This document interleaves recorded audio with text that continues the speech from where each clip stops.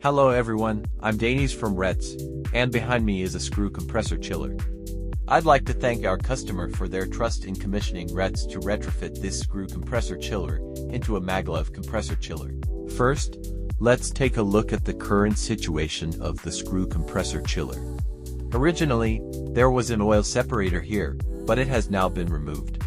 This is the installation base for the screw compressor, and this part is the suction port for the evaporator.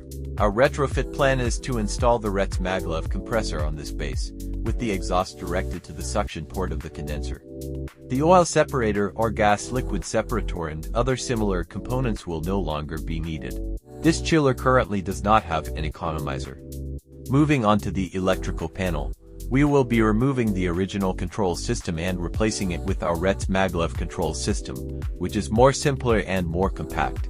The original refrigerant used in this screw chiller is R22, and the cooling capacity is 440 kilowatts. We will be replacing it with the Rets IM350 maglev compressor, which also has a 440 kilowatts cooling capacity. Finally, we will test the performance of the retrofitted system, and the entire retrofit and installation process will be updated on our Rets social media. We welcome insights from industry experts. Thank you.